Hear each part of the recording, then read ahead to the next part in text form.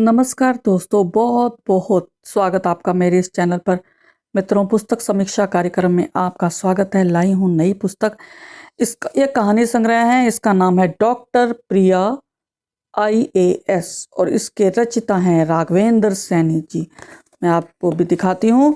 ये कहानीकार हैं और एक फौजी हैं, रह चुके हैं फौजी। अब मैं इस पुस्तक के बारे में आपसे चर्चा करूंगी। हार्ड बाउंड में 2024 में प्रकाशित हुई है। अयन प्रकाशन दिल्ली से आई है। पृष्ठ 124, मूल्य मात्र 350 रुपये। और परिचय देना चाहूँगी सैनी जी के बारे में। भूतपूर्व सैनिक हैं। इन्होंने MA हिंदी किया है। फरीदाबाद निवासी हैं। भाषा विभाग पंजाब द्वारा इनकी कृतियाँ पुरस्कृत हो चुकी हैं। मूलतः मैंने बताया कहानीकार हैं और यह इनकी 5वीं पुस्तक है। और सबसे पहले मैं बात करती हूँ कि सबसे पहले तो मैं आपको ये कवर दिखा देती हूँ, मुख पृष्ठ, जिसको आपने देखा होगा। ये मैंने ही बनाया है, आप देख सकते हैं, आपको पसंद आएगा। और अब मैं बात करती हूँ भूमिका के बारे में। भूमिका लिखी है NL गोसाई जी ने, जो एक स्वयं भी एक अच्छे साहित्यकार हैं, वरिष्ठ उपाध्यक्ष हैं सार्थक प्रयास के। इन्होंने लिखा है कि समाज के लिए दिशा निर्देशक कहानियां। इसमें एक भूतपूर्व सैनिक की संग्रह की 12 कहानियों में विविधता है, संदेश है, शिक्षा है, प्रेरणा का संगम है। वर्तमान समाज में ये गलत धारणा बनी हुई है कि लड़कियों को शिक्षित करने से बिगड़ जाती हैं। लेखक ने इस धारणा का सटीक उत्तर अपनी कहानियों में दिया है। और प्राकथन में सैनी जी ने क्या कहा अपनी कहानियों के बारे में और अपनी इस पुस्तक के बारे में। वे कहते हैं कि मेरा 5वां कहानी संग्रह डॉक्टर प्रिया IAS पाठकों के समक्ष है। सभी कहानियां जीवन संघर्ष पर लिखी गई हैं। जीवन संघर्ष मेरे उन अनजान पाठकों का जिनकी प्रेरणा से इन कहानियों का सृजन हुआ। सभी कहानियां समाज की गंदी सोच, गंदे संस्कार और गंदी परंपराओं के नाम पर कच्ची उम्र में ही बलि चढ़ा दी जाने वाली लड़कियों की कहानी है। यह पुस्तक इन्होंने समर्पित की है, इन्होंने अपनी स्नेहमयी पत्नी को समर्पित की है, स्वर्गीय शारदा भसीन जी को। इन्होंने कहा है कि वे मेरी कहानियों की सबसे बड़ी आलोचक रही और इन्होंने इस पुस्तक को पाठकों और लेखकों को भी समर्पित किया है जो इनके प्रेरणा स्रोत रहे।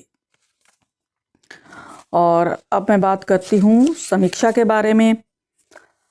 तो दोस्तों, फौजी राघवेंद्र सैनी जी कहानीकार है। यह इनका 5वां कहानी संग्रह है।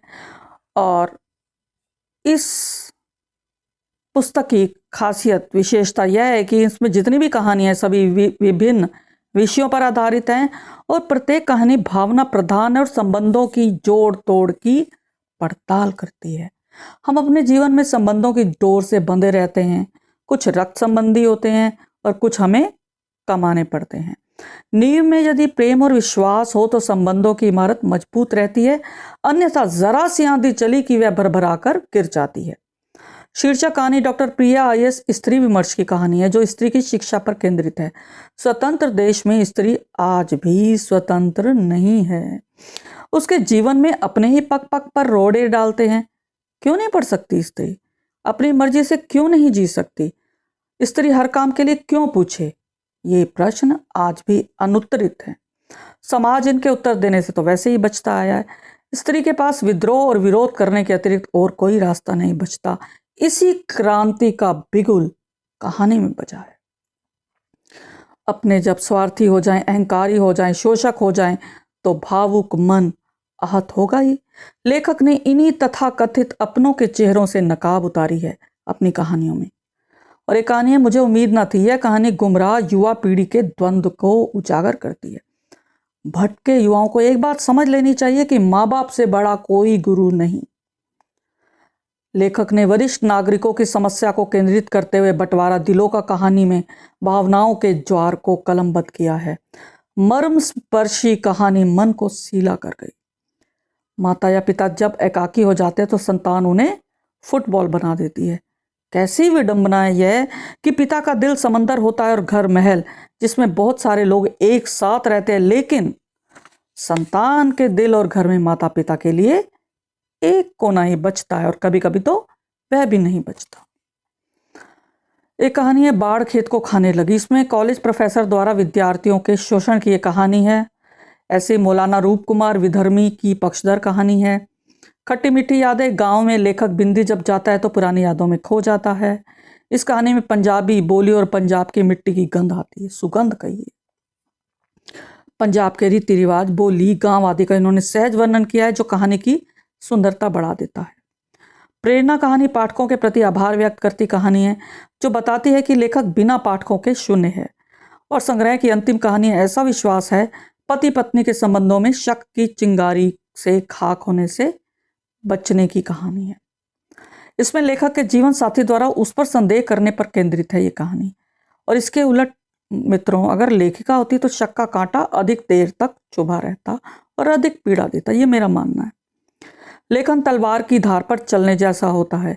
लेखक जब उत्तम पुरुष में कहानियां रचता है तो उस पर चारों ओर से प्रश्नों के तीर चलाए जाते हैं और वह झेलता जाता है और अंत तक झेलता है। यही पीड़ा इस कहानी में गुथी है जो शायद हम सभी लेखकों की पीड़ा भी है। और इस संग्रह की लगभग सभी कहानियां उत्तम पुरुष में रची गई हैं जिसमें पाठक स्वयं को पात्र के स्थान पर रखता है और जुड़ता चला जाता है। कहानियों की भाषा पात्रानुकूल है, सहज प्रवाह है, लोक शब्दों का प्रयोग किया गया है, कथोपकथन चुस्त है। सभी कहानियां समस्याओं के साथ उनके समाधान भी बताती है। तो दोस्तों, ये थी समीक्षा और मुझे उम्मीद है आपको यह पुस्तक अवश्य पसंद आई होगी। हाँ, मैं कुछ आपको अंश पढ़ के सुना देती हूँ जो फ्लैप पर इन्होंने लिए कहानियों के। एक सुनिए। मैं विचारों में खो गई थी। मेरे नाना दादा परिवार में रिवाज है कि लड़कियों को घर के कूड़े करकट की तरह छोटी उम्र में ही बाहर फेंक देना, ब्याह देना, ब्याह के साथ ही उसे कह देना कि आज से उसका मायका खत्म। लड़की को घर से इतना तिरस्कार मिलता है कि वे मरकर भी अपने मायके नहीं आना चाहती। ये अंश लिए हैं मिन्नी कहानी से। एक और देखिए, ऐसा विश्वास है, ये भी बहुत अच्छी कहानी है। इसका अंश सुनिए। यह बात मुझे टीस देती रही थी कि तुम शुरू से ही खुश नहीं थी। हमारी नई नई शादी हुई थी, तुम खुश नहीं थी। हर लड़की के शादी के बाद जो सपने होते हैं मैं उन्हें पूरा नहीं कर पाया था। मैं गरीब परिवार से था, गरीब सैनिक था, गरीब लेखक था। अपनों की बेईमानियों ने मुझे और कंगाल कर दिया था। ये है ऐसा विश्वास है कहानी से लिया गया है। और एक और सुनिए, बंटवारा दिलों का से सुनिए कि मैं जन्म पत्री में विश्वास नहीं रखता था, लेकिन मैं मम्मी जी की भावनाओं के समक्ष कुछ नहीं कह पाया था। वे ऐसे दौड़ी थी जैसे किसी रेस में हिस्सा लेने जा रही हूँ। लड़के की अपनी खुशी होती है। जन्म पत्री बनवाने से क्या होगा? जो कुछ हमें मिलना है वह जन्म के साथ ही मिल जाता है और जीवन उसी के अनुसार चलता है। तो मित्रों, आपने सुना कहानियों के अंश। तो अगर आपको यह पुस्तक अच्छी लगे, आपने सुन ही लिया होगा, तो आप जान जाएंगे कि सैनिकों के जीवन में कैसी उथल पुथल होती है जब वे परिवार से दूर रहते हैं। तो ये सारी बातें इन्होंने अपनी कहानियों में पिरोई हैं। तो मित्रों, आपको मुझे उम्मीद है अच्छी लगी होगी और चैनल को सब्सक्राइब अगर आपने नहीं किया तुरंत कर लें और बेल आइकन दबाना ना भूलें। और मित्रों, फिर मिलेंगे अगली कड़ी के साथ। तब तक मुझे आज्ञा दें। शुक्रिया, धन्यवाद।